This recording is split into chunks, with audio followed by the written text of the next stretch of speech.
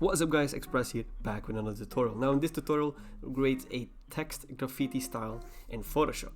Now I've been working on a big project, it's not really that big, but a project of esports in Valorant, and I've been using graffiti text in that. The project will probably pop out on screen about now. You can also check that on my Behance and also put a tweet on Twitter as well. Go check that out, tell me what you think of it, and all the feedback is appreciated on that. So let's jump straight into the graffiti style. Now once you're in Photoshop, what you want to do is actually just find a nice brick wallpaper. I'll put a gradient map on that so it's just white. I'm gonna make it a bit bigger just to fill in the space. Now what you want to do is type random text. Now what I'm gonna type is just name, so anyone can do that. I'm going to make the text black. I'm gonna make it way bigger, and now what font I'm choosing is a specific font. It's Bombardies. I'll put a link in the description, or you can use another tag, and those are two fonts that look like like a graffiti font. Also will be in the link in the description if you want this as well.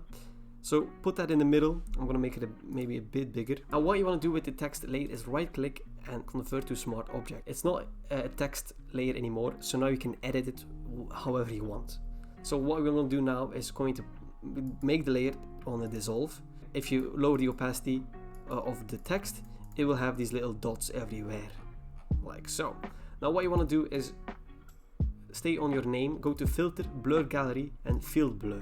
And what you will have here is a little dot in the middle, and that will blur out everything. And once that is blurred, you can see everything is little dots.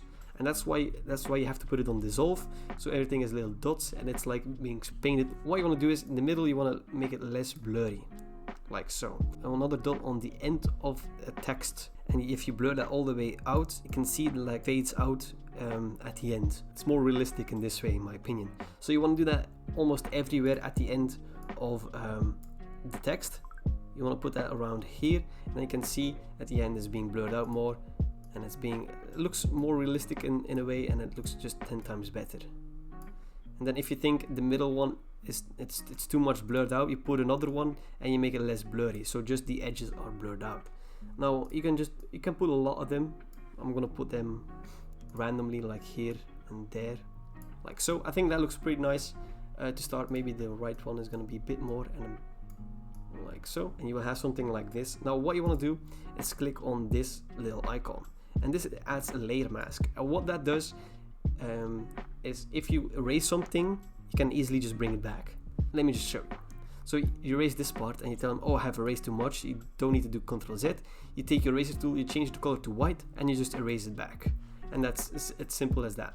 So it's way easier. So what you want to do is take your eraser tool, you lower the opacity to around the 50, and you just go around and erase the edges like so. Like so.